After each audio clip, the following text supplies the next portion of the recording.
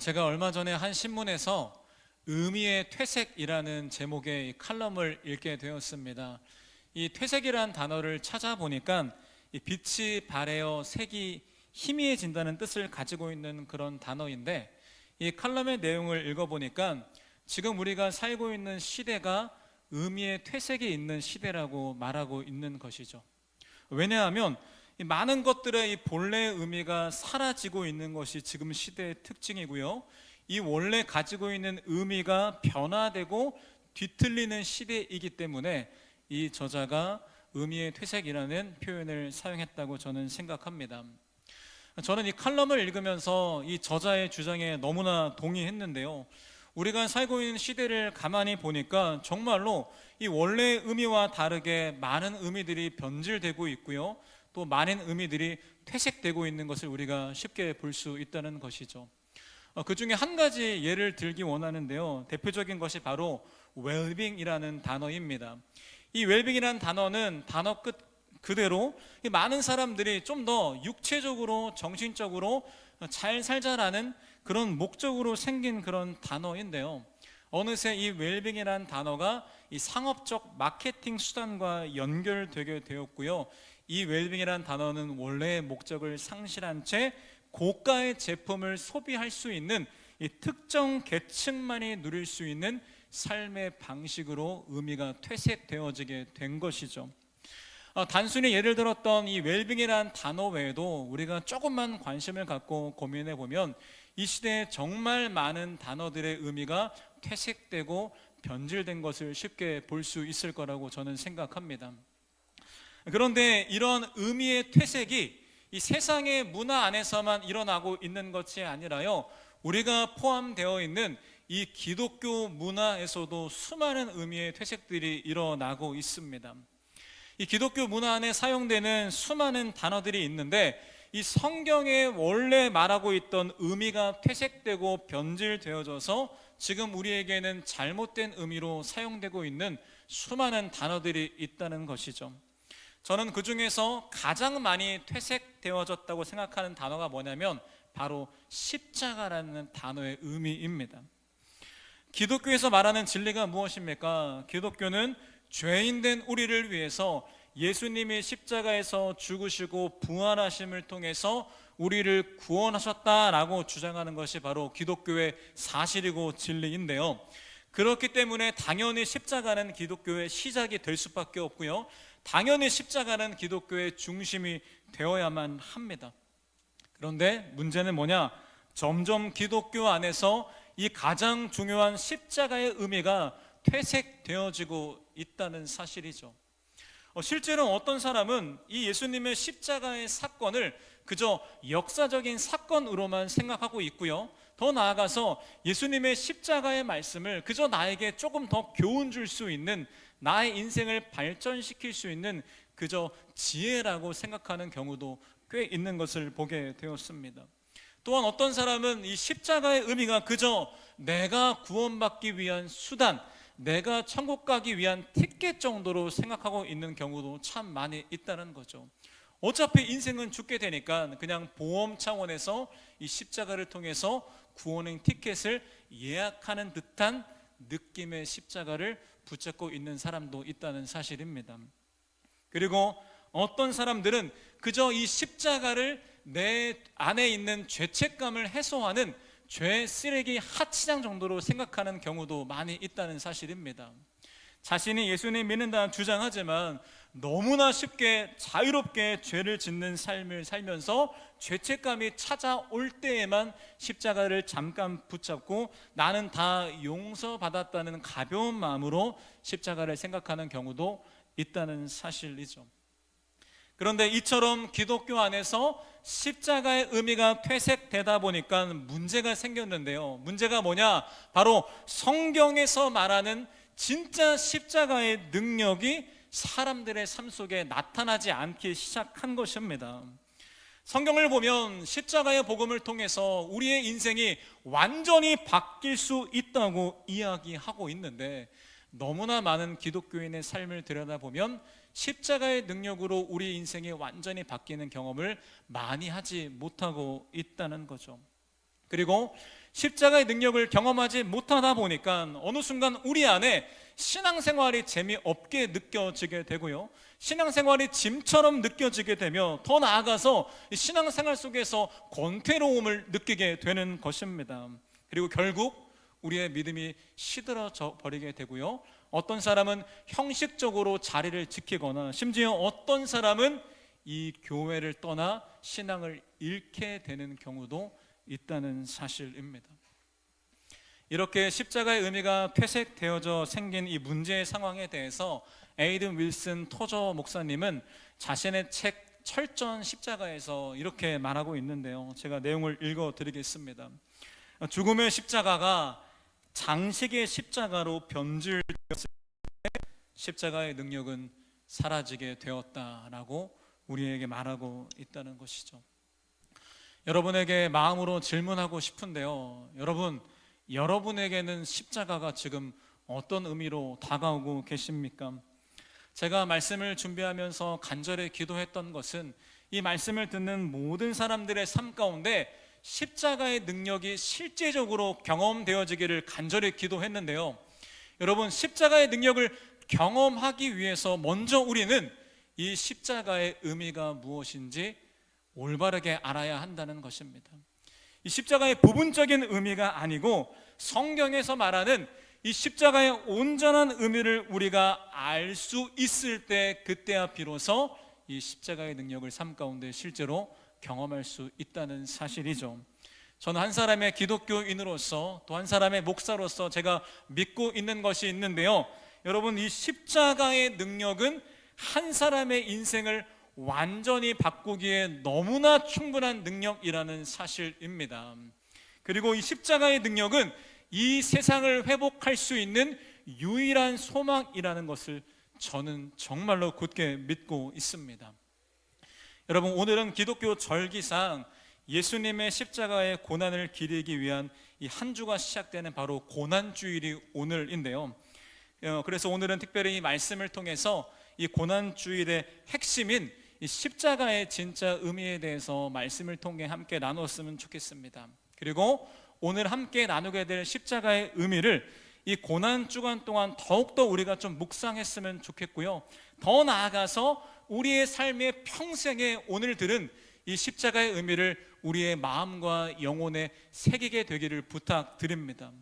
그렇게 십자가의 의미와 우리의 삶이 연결될 때 우리의 삶 가운데 십자가의 능력이 실제적으로 경험되게 될 것을 이 시간 축복합니다. 첫 번째 십자가의 의미인데요, 우리 함께 같이 읽도록 하겠습니다. 시작. 네, 십자가의 첫 번째 의미입니다. 여러분, 십자가는 나를 구원하시는 하나님의 사랑이라고 이야기했습니다. 오늘 본문 18절 말씀을 보니까 재밌는 것은 이 똑같은 예수님의 십자가의 이야기를 들은 사람들이 있는데요, 이 십자가의 말씀에 대해서 크게 다른 두 가지 반응을 오늘 본문을 통해서 볼 수 있습니다. 18절 말씀을 한번 제가 읽겠습니다. 십자가의 말씀이 멸망할 자들에게는 어리석은 것이지만 구원을 받는 사람인 우리에게는 하나님의 능력이라고 말하고 있는데요, 먼저 첫 번째 십자가에 대한 반응은 이 본문을 보시면 알겠지만 이 십자가의 말씀을 어리석은 것으로 받아들이고 있는 멸망할 사람들의 반응이 기록되어 있다는 사실입니다. 그리고 또 다른 반응이 이어서 기록되어 있는데요, 다른 사람들의 반응은 이 십자가의 말씀을 나를 구원하시는 하나님의 은혜와 능력으로 받아들이는 구원을 받는 사람들의 반응이 기록되어 있다는 거죠. 여러분, 재밌지 않습니까? 똑같이 역사의 한복판 위에 세워진 십자가의 사건에 대해 들었고요, 똑같이 바울을 통해서 십자가의 말씀을 들었는데 왜 이렇게 극단적인 다른 반응이 나올 수 있었을까요? 우리가 이것을 이해하기 위해서는 특별히 이 십자가의 말씀을 어리석은 것으로 받아들였던 사람들의 마음을 이해하기 위해서는 이 말씀이 쓰여진 시대적 배경을 함께 공부하면 좋을 것 같습니다. 그 당시 이 고린도 교회는 로마의 식민지였던 고린도 지역에 세워진 그런 교회였습니다. 그렇게 이방 지역에 세워진 교회다 보니까 이 고린도 교회 성도들 중에 대다수가 유대인이 아니라 이방인, 그 당시 문화로 보면 헬라인이 이 교회 성도의 대부분의 사람들이었다는 것입니다. 이 헬라인의 특징이 있는데, 헬라인은 특별히 이 철학적인 민족이라고 이야기를 많이 하는데요, 그 당시 헬라인들의 가장 큰 관심은 새로운 지혜를 찾아서 그것을 배우고 공부하는 것에 관심이 아주 많았습니다. 다르게 말하면 내 이성으로 어떤 것을 판단하고 어떤 것을 연구하고 생각하는 것을 되게 좋아하는 그런 민족이었죠.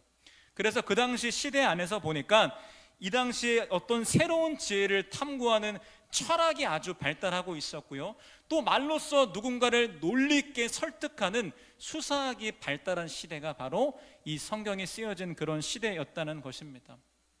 그런데 문제는 무엇이냐? 이런 시대 속에서 많은 사람들이 예수님의 십자가 사건을 그저 역사적인 사건으로만 생각하고 있었고요, 또 바울이 전하는 십자가의 말씀을 그저 새로운 지혜, 새로운 유익한 교훈으로 생각하고 그들이 받아들이고 있었다는 사실입니다. 저는 말씀을 준비하다가 너무나 놀란 사실은 뭐냐면, 이 고린도 교회 시대와 지금 우리가 살고 있는 시대가 너무나 똑같다는 것을 제가 발견하게 되었습니다. 여러분, 지금 우리가 살고 있는 시대를 많은 사람들이 이 포스트 모더니즘 시대라고 이야기하고 있는데요, 이 시대의 특징은 무엇이냐? 절대적인 하나의 정답이 없다고 이야기하고 있는 것입니다. 더 나아가서 각자가 가진 생각을 답으로 인정하면서 다양성을 존중하고 있는 것이 바로 지금 살고 있는 이 시대의 특징이라는 거죠. 그렇기 때문에 지금 시대야말로 이전보다 훨씬 더 인간의 이성이 중요하게 여겨지고 있고요, 내 기준과 내 생각으로 판단하고 생각하며 그것을 답으로 결정하는 시대가 바로 지금 우리가 살고 있는 시대의 모습이라는 것입니다. 이런 시대 사람들에게 십자가의 말씀을 전해봤자 그들이 받아들이기에는 십자가 사건? 역사적으로 진짜일 수도 있는 사건으로 여기고 있거나 그저 나의 성장과 나의 인생에 도움이 되는 교훈 정도로 이 십자가를 받아들이게 될 수밖에 없다는 사실입니다. 제가 사역을 하면서 이 다음 세대들을 진짜 많이 만나게 되는데 생각보다 그들이 저에게 이런 질문을 많이 하더라고요. 목사님, 기독교 이거 역사적으로 증명할 수 있어요? 하나님의 존재 과학적으로 증명하고 다른 증거로 증명될 수 있어요? 심지어 왜 하나님 믿어야 돼요? 왜 예수님이 나를 위해 죽었어요? 라는 이런 질문을 하면서 생각보다 역사적으로 이성적으로 기독교에 대해서 고민하는 질문을 제가 많이 들은 적이 있습니다. 여러분, 물론 저는 이 기독교를, 이 십자가의 사건을 역사적으로도 증명된 사실이라고 저는 분명히 믿습니다. 그리고 실제로 이 기독교 안에서 이 변증학이라는 학문이 있는데요, 이 변증학이 뭐냐? 이 변증학은 체계적인 논리와 증거를 통해서 기독교 신앙의 합리성을 변호하는 그런 학문이 바로 변증학이라는 학문입니다. 제가 오랜 시간 이 변증학을 공부하고 있는데요, 제가 느낀 것은 정말 생각보다 수많은 증거와 이유로 기독교가 진짜라는 것을 설명할 수도 있고 이야기할 증거가 저는 분명히 많다고 생각합니다. 그런데 재미있는 것은 무엇이냐? 제가 미국에서 처음으로 이 변증학 수업을 듣게 되었는데 수업 시작 전에 교수님이 저희에게 이렇게 말하는 게 기억나더라고요. 뭐라 말씀하셨냐? 변증학은 기독교를 이해할 수 있는 데 도움을 줄 수 있지만 절대로 복음의 능력을 경험할 수 있게 할 수 없다고 이야기하고 있다는 거죠. 다시 말하면 이렇게 학문적으로 인간의 이성으로 기독교와 십자가 사건을 고민하고 연구하려고 한다면 어느 정도 우리 안에 도움이 될 수 있지만 여러분, 절대로 올바른 십자가의 의미와 능력을 경험할 수 없다는 사실입니다. 왜냐하면 그 중에 한 가지 이유는 십자가의 진짜 의미는 우리가 알고 있는 인간의 이성으로 세상의 가치적으로 너무나 반대된 주장을 우리에게 하고 있기 때문에 오히려 우리 안에 저항감이 생기게 될 수 있다는 사실이죠. 여러분, 십자가의 사건이 무엇입니까? 구원자이신 절대자이신 예수님이 한낱 인간들을 구원하기 위해서 십자가에서 죽으신 사건이 바로 이 십자가의 사건입니다. 여러분, 지금에야 십자가가 우리가 좋아하는 장식구처럼 사용하고 있지만 이 당시에 십자가는 로마의 처형 도구였습니다. 그리고 십자가의 의미가 무엇이었냐? 수치와 패배의 상징과도 같은 그런 의미를 가지고 있는 것이 바로 십자가였습니다.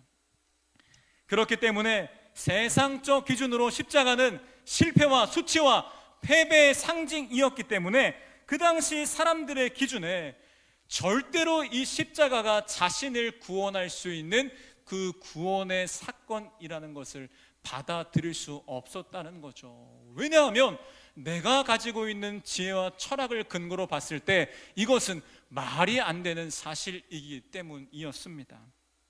그런데 중요한 것은 이러한 사실이 지금 시대에도 마찬가지인데요. 여러분, 성경에서 우리에게 말하는 십자가의 진짜 의미가 뭔지 아십니까? 그 십자가의 진짜 의미가 바로 갈라디아서 2장 20절에 기록되어 있는데 우리 긴 말씀 함께 같이 읽도록 하겠습니다. 시작.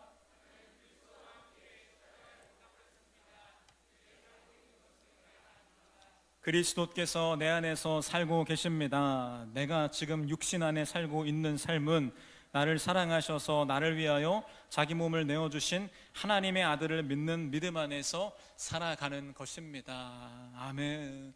여러분, 말씀을 보니까 이 십자가의 말씀이 그저 예수님이 우리의 죄를 위해서 십자가에서 죽으시고 부활하심을 통해서 우리에게 천국행 티켓을 줬다 해서 끝나는 것이 아니라 이 말씀을 보니까 내가 예수님과 함께 십자가에 못 박혀 죽었음을 믿어야 한다고 말하고 있습니다. 더 나아가서 부활하신 예수님이 나의 삶의 주인이 되어야 한다고 이 복음의 진짜 의미가 우리에게 말하고 있다는 것이죠. 여러분, 이러한 복음의 메시지만큼 이 지금 시대의 문화와 반대되는 개념과 선포가 어디 있겠습니까? 아까 말했던 것처럼 지금 시대는 나의 행복을 위해서 내가 주인이 되어야 되고 내가 결정하는 모든 것들을 정답이라고 여기는 이 시대인데 어떻게 이런 시대 속에서 내 자아를 예수님과 함께 십자가에 죽었음을 믿어야 돼라고 주장하고 더 나아가서 부활하신 예수님이 너의 인생의 주인이 되셔야 된다라고 주장한다면 어떻게 그 사람들이 이것을 올바르게 받아들이고 믿을 수 있겠냐는 말입니다. 여러분, 그렇기 때문에 이 십자가의 말씀을 그저 하나의 역사적인 사건으로만 생각하고 그저 나에게 조금 유익이 되는 지혜와 교훈으로 생각하게 된다면 결국 우리 안에 수많은 의심들이 생기게 되고요, 더 나아가서 우리 안에 이미 자리 잡힌 우리의 가치관과 십자가의 말씀이 충돌하게 되어버립니다. 그리고 결국 십자가의 진짜 의미를 경험하지도 못한 채 그저 능력이 빠져버린 껍데기만 남은 십자가를 붙잡고 겨우 살아가게 된다는 사실이죠. 그래서 바울은 이런 상황을 경계해서 고린도전서 1장 17절 하반부에 우리에게 이렇게 말해주고 있습니다. 함께 읽겠습니다. 시작. 복음을 전하되 말의 지혜로 하지 않게 하셨습니다. 그것은 그리스도의 십자가가 헛되이 되지 않게. 아멘. 십자가가 이 말의 지혜로 전하게 되었을 때, 말의 지혜로 이해하게 되었을 때 오히려 이 십자가의 의미가 헛되어질 수 있는 위험 요소 때문에 바울은 말의 지혜로 이해하는 것이 아니라고 우리에게 성경을 통해서 말해주고 있다는 사실이죠. 그렇다면 우리가 십자가를 어떻게 받아들여야 될까요? 여러분, 십자가의 말씀을 역사적인 사건과 나에게 교훈을 줄 수 있는 사실로 받아들여야 하는 것이 아니라 십자가는 나를 향한 하나님의 사랑의 확증으로서 십자가를 우리가 경험해야 한다는 사실입니다. 여러분은 지금 십자가를 어떻게 받아들이고 계십니까? 십자가를 그저 역사적인 사건 혹은 나에게 교훈을 줄 수 있는 지혜로 받아들이고 있습니까? 아니면 이 십자가가 나를 구원하기 위한 하나님의 사랑으로 믿으시고 그 사랑을 경험하고 계십니까? 여러분, 우리가 이 십자가의 말씀이 나를 향한 주님의 사랑인 것을 받아들일 때, 그때야 비로소 지금 이 말씀이 여러분의 귀에 들리게 되고요, 여러분 영혼에 들리게 되어지는 것입니다. 그리고 십자가의 말씀을 나를 향한 주님의 사랑으로 받아들이기로 결단할 때, 그때 우리가 주님과 인격적 관계를 맺기 시작할 수 있고요, 그때야 비로소 이 십자가의 사랑을 우리의 지식이 아닌 우리의 삶으로 경험할 수 있게 된다는 것입니다. 이렇게 말씀을 전하면 아마 어떤 사람들의 마음에 이런 질문이 들 수 있다 생각합니다. 어떤 질문이냐면, 목사님, 예수님의 십자가가 실제 사건인 것도 믿고 나를 향한 주님의 사랑인 것을 진짜 믿고는 싶은데 도무지 믿어지지 않는데 어떻게 해요? 라는 질문을 할 수도 있겠죠.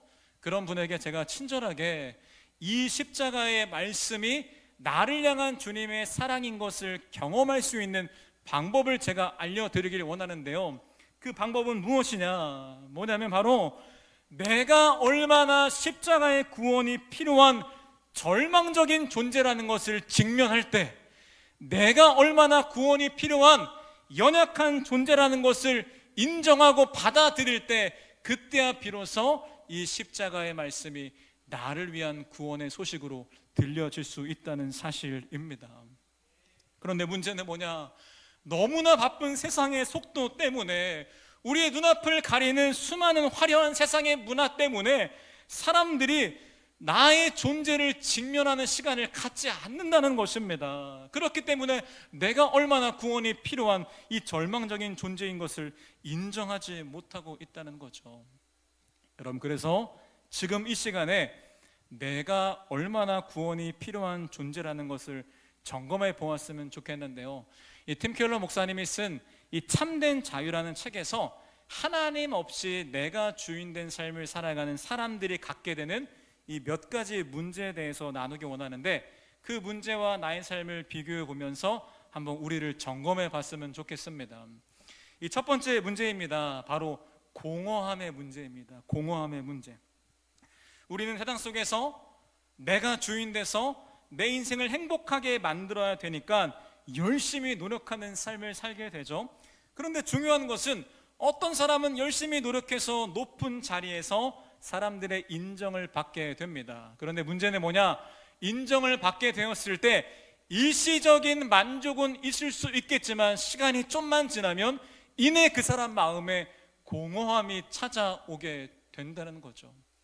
더 큰 비극은 뭐냐, 이렇게 높은 자리에 인정받는 사람들은 소수인데 나머지 어떠한 성취를 이루지 못한 사람들은 인정을 받지 못하게 된다면 더 비참한 마음에서 더 큰 공허함을 느끼는 게 인간의 존재라는 것입니다. 왜냐하면 하나님께서는 다른 어떤 것으로도 채울 수 없는 한 공간을 우리에게 주었기 때문입니다. 여러분, 어떠하십니까? 그 공허함 다들 경험한 적 있지 않으십니까? 다음으로 두 번째 문제인데요, 두 번째 문제는 고통, 이 자아의 고통의 문제입니다. 잠깐 예를 들어서 이 손바닥이 있는데요, 이 손바닥을 제가 이렇게 쳐도 아프지 않습니다. 왜냐하면 손바닥이 건강하기 때문이죠. 근데 손바닥에 제가 칼로 베어서 피가 났다고 칩시다. 그러면 베면 엄청 아프고요, 불어도 아프고요, 가만히 있어도 아픕니다. 여러분, 예를 들어서 우리의 마음에, 우리의 자아에 아무 문제와 상처가 없고 건강하다면 우리는 외부의 충격과 외부의 소리를 들어도 크게 아파하지 않을 수 있어야 됩니다. 그런데 우리의 자아와 마음을 점검해 보기를 원하는데요, 우리는 너무나 사소한 일 하나하나에 다 반응하고 아파하고 힘들어 한다는 거죠. 누군가의 하나의 말 한마디 때문에, 어떤 거절 때문에 하루 종일 힘들어하고요, 금방 주눅 들고요, 아무런 감정의 공격 없이 하루가 지나가는 날이 없다고 느낄 만큼 너무나 쉽게 아파하는 것이 바로 우리 자아의 고통이라는 사실입니다.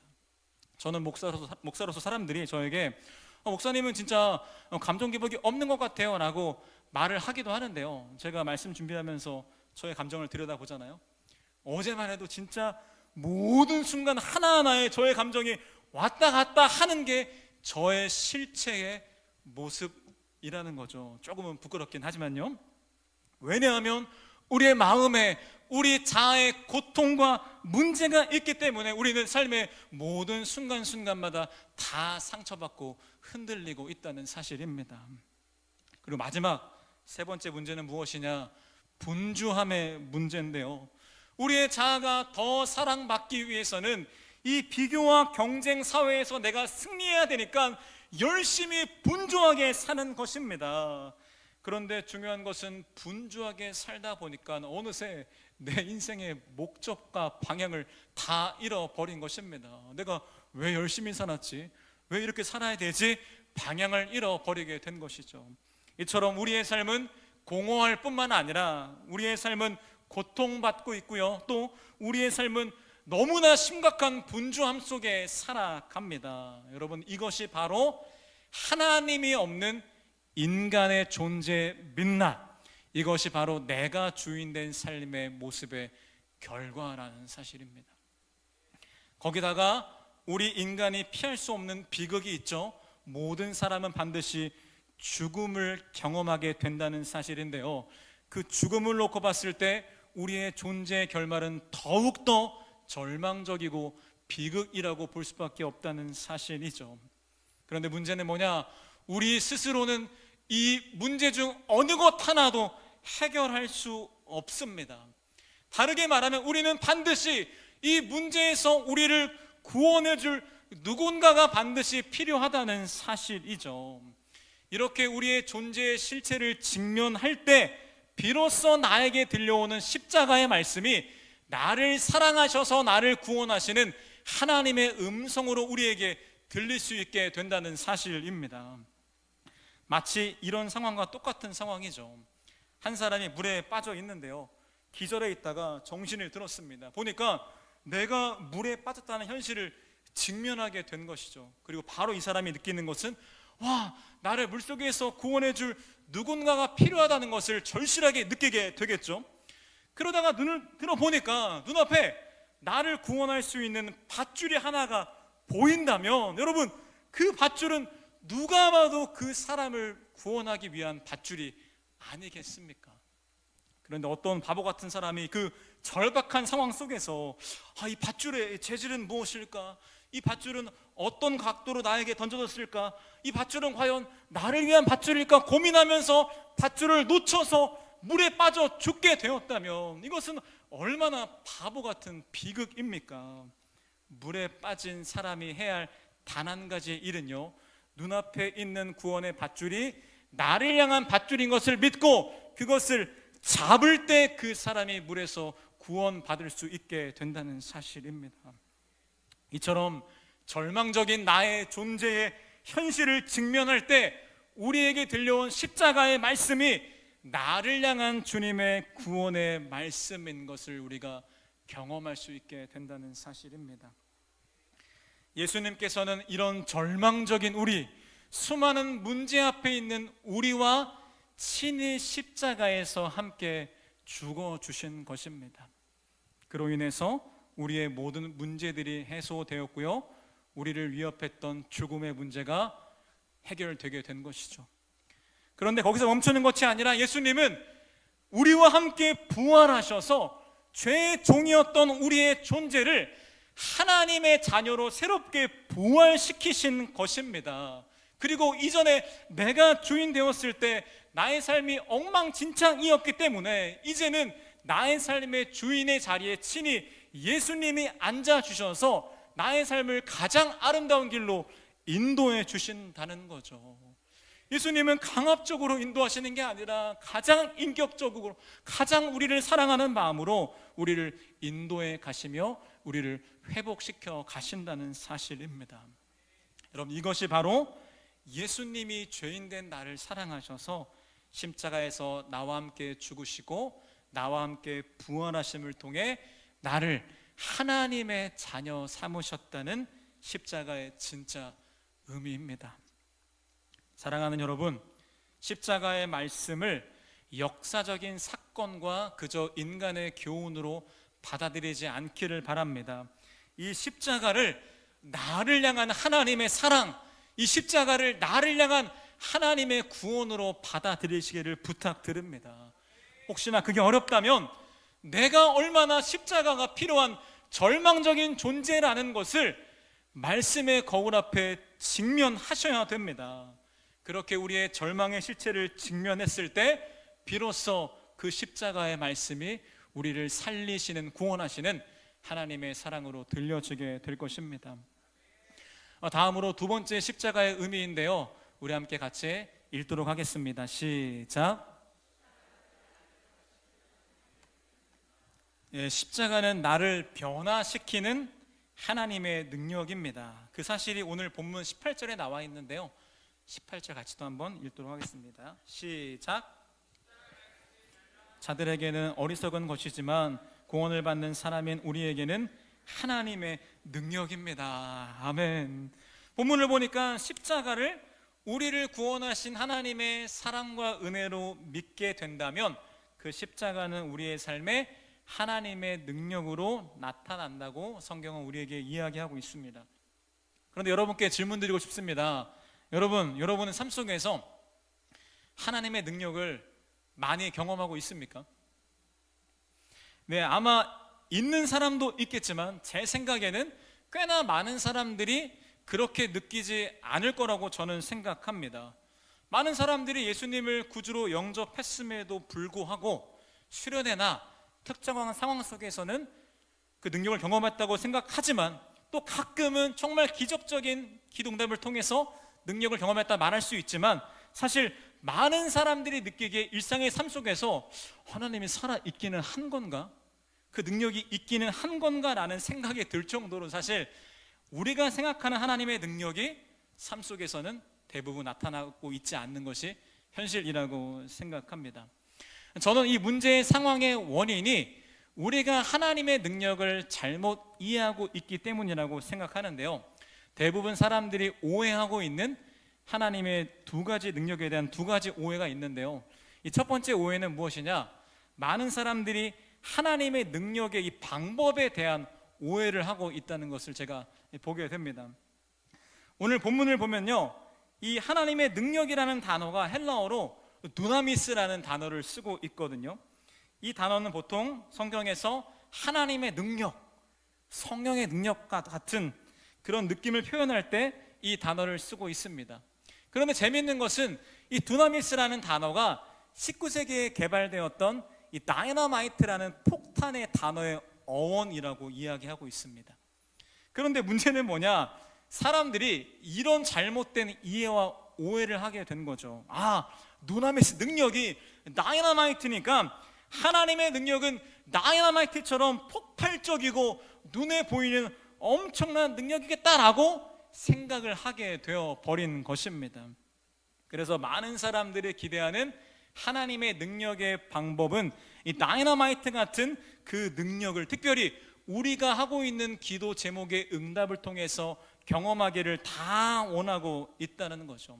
예를 들어 죽을 것 같은 질병에 걸린 어떤 사람이 하나님의 능력을 통해서 기적적인 치료를 받게 된다든지, 절대 안 될 것 같은 상황 속에서 갑자기 기도의 능력으로 응답되어져 문제가 해결된다든지, 아무런 소망이 없는 상황에서 갑자기 엄청난 변화와 놀라운 사건을 다이너마이트처럼 경험해야 나의 삶에 그 능력이 있구나라고 생각하고 있다는 사실입니다.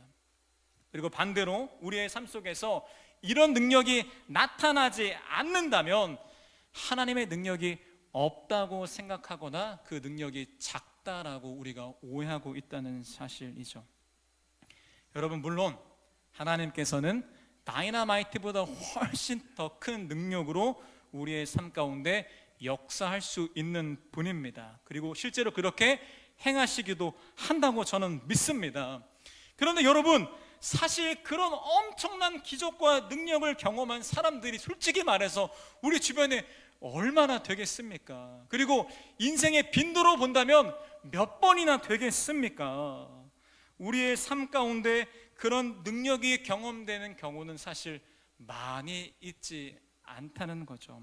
그래서 우리는 하나님의 진짜 약속하신 능력을 매 순간 경험하기 위해서 우리가 가지고 있는 하나님 능력의 방법에 대한 편견을 깨트리셔야 됩니다. 하나님은 여러분 폭발적인 능력으로 역사할 수도 있고요, 하나님은 때로는 소소하고 잠잠한 평안 가운데서도 우리에게 능력으로 일할 수도 있는 분입니다. 그 외에 다양한 하나님 방법을 통해서 지금 이 시간에도 우리 가운데 그 능력을 나타내고 있다는 사실이죠. 다음으로 우리의 두 번째 오해인데요, 많은 사람들이 하나님의 능력의 목적을 오해할 때가 있는 것 같습니다. 우리가 하나님 능력을 가장 경험하기 원하는 부분이 뭔지 아십니까? 아까 말했던 것처럼 우리는 우리의 기도 제목을 통해서 그 능력을 다 경험하기 원합니다. 내가 이 땅의 삶에서 원하는 것들을 그 능력으로 얻고자 하는 마음이 다 있다는 거죠. 예를 들어 내 기도에 따라서 어려운 상황에서 하나님 능력으로 취업이 된다든지, 하나님 능력으로 결혼이 잘 된다든지, 그 능력으로 돈 많이 벌어서 편안하고 멋진 삶을 살아가기를 우리 모두가 마음속에 다 원하고 있다는 거죠.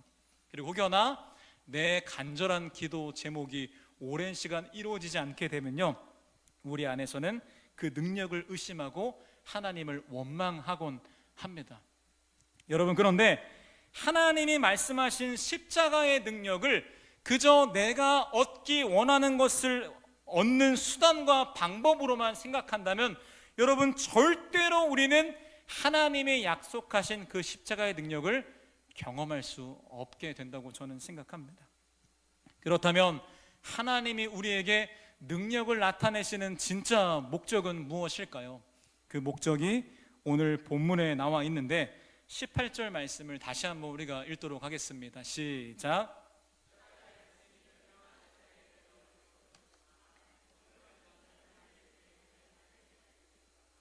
아멘. 여러분, 본문을 보니까 여기서 구원을 받는 이라는 단어가 헬라어 시제로 현재 분사형으로 쓰여 있습니다.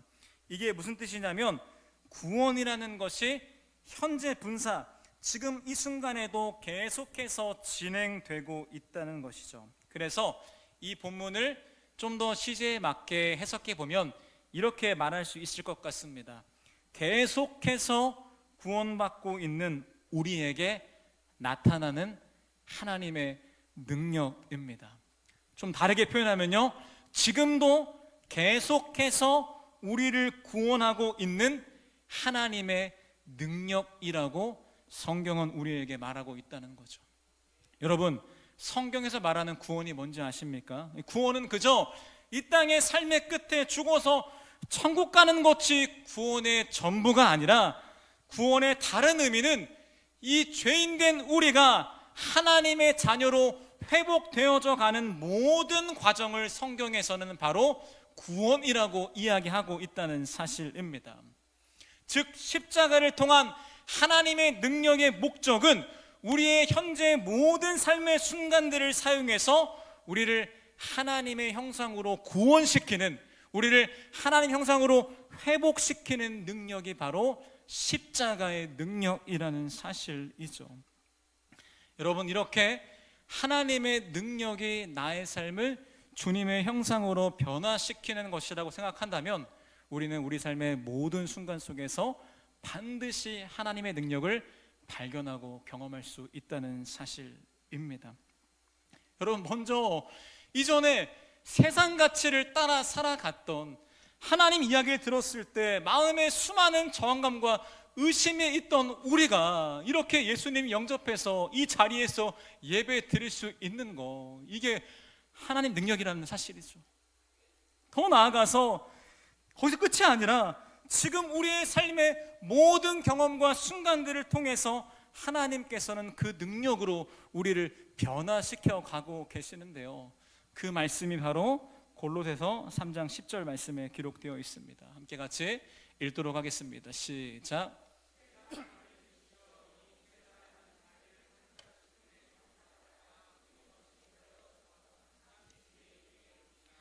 아멘. 여러분, 하나님의 형상으로 우리를 계속해서 새롭게 한다고 주님께서 우리에게 말씀하고 있습니다.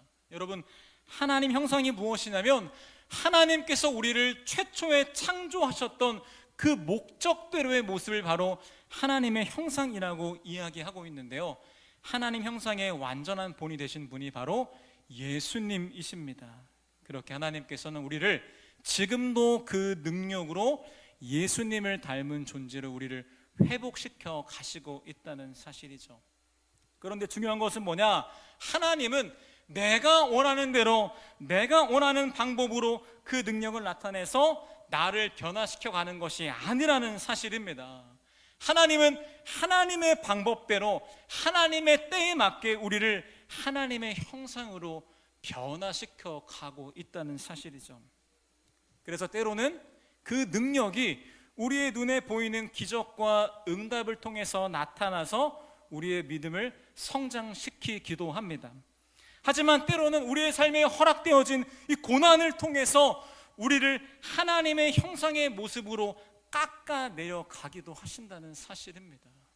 그래서 때로는 우리의 삶 가운데 너무나 이해하기 힘든 고난의 순간이 찾아올 때가 있죠. 심지어 그 고난의 결말이 우리의 뜻대로 이루어지지 않는 순간이 있을 수도 있습니다. 그러나 중요한 것은 그 상황 속에서 하나님의 능력은 여전히 발동되어져서 그 모든 고난의 시간들을 통해서도 우리를 하나님의 형상으로 회복시켜 가신다는 사실입니다. 제가 말씀을 준비하며 기도하다가 주님께서 어떤 그림을 보여주셨는데요, 그 그림은 무엇이냐면 하나님께서 우리를 빚고 있는 이 토기장이었습니다. 그리고 우리는 이 진흙으로 만들어진 존재인데, 원래 아름다웠던 우리가 수많은 사건을 통해서 엉망진창으로 망가져 버린 것이죠. 그리고 이후에 토기장이신 하나님께서 이 능력의 손으로 우리를 다시 아름다운 모습으로 만드시고 계신다는 그런 그림이 보였는데요, 여러분, 하나님 그 토기장에는 때로는 회복하기 위해서 진흙에 진흙을 덧붙일 수도 있습니다. 그리고 또 만들어가기 위해서 때로는 그 진흙을 깎아낼 때도 있겠죠. 여러분, 이처럼 하나님께서 우리를 만들어 가시기 위해서 때로는 우리의 삶 가운데 어떤 선물을 허락하시기도 합니다. 하지만 때로는 우리의 삶 가운데 어떤 것을 뺏어 가기도 하신다는 것이죠.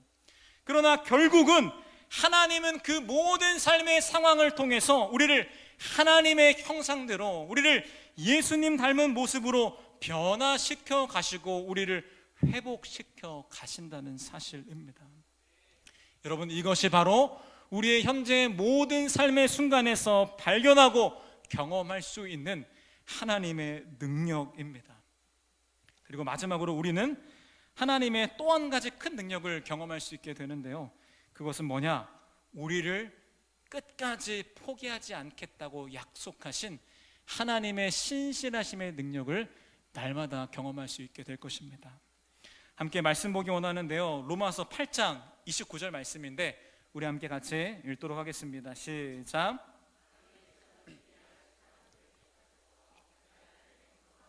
모습이 되도록 미리 정하셨으니 이것은 그 아들이 많은 형제 가운데서 맏아들이 되게 하시려는 것입니다. 아멘. 하나님께서는 우리가 하나님의 형상의 모습으로 회복되도록 미리 정했다고 말씀하고 있습니다. 이 말씀의 뜻이 뭐냐면요, 우리가 하나님 형상으로 회복될 때까지 우리를 끝까지 놓지 않으시고 우리를 반드시 회복시키겠다는 주님의 능력의 약속이라는 사실입니다. 여러분, 그래서 우리는 연약해서 맨날 넘어지지 않습니까? 맨날 흔들리지 않습니까? 그런데 그때마다 주님은 우리를 버리시는 것이 아니라 넘어질 때마다 우리를 용서하시는 십자가의 능력이 매일매일 우리에게 발동되어지고 있다는 사실이죠.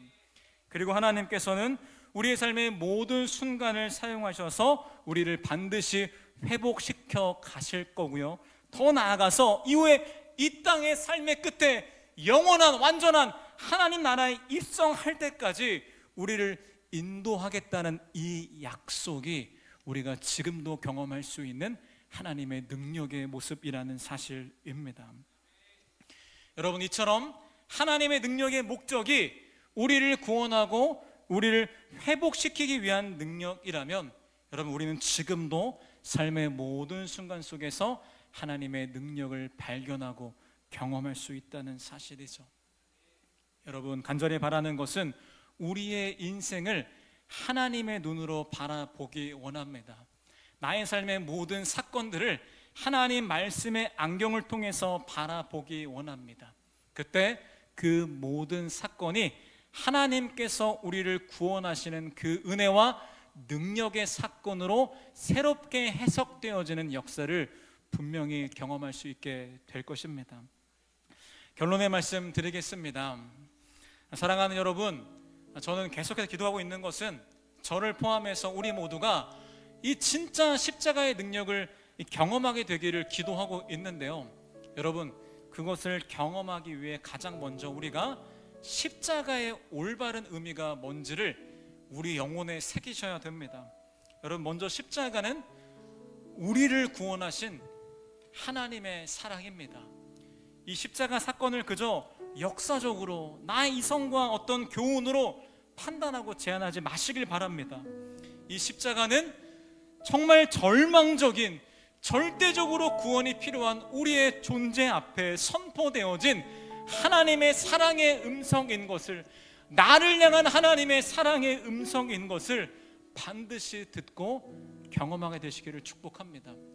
그리고 십자가는 우리를 변화시키시는 하나님의 능력입니다. 여러분, 하나님은 지금도 십자가를 통해서 우리를 변화시켜 가고 있는데요, 지금도 우리를 모든 삶의 순간을 통해서 하나님의 형상대로 우리를 빚어가고 계십니다. 그 능력을 경험하게 되시기를, 그 능력을 발견하게 되기를, 그 능력을 기대하게 되시기를 진심으로 축복합니다. 여러분, 무엇보다 부탁드리고 싶은 것은요, 이 예배를 기점으로 내일부터 한 주간 이 고난 주간이 시작되는데, 이 고난 주간 동안 이 십자가의 의미를 우리가 날마다 좀 묵상했으면 좋겠습니다. 그리고 우리의 삶의 더 많은 순간들을 이 십자가로 채우게 되기를 주님이 주신 감동 따라서 그렇게 결단하시기를 부탁드리겠습니다.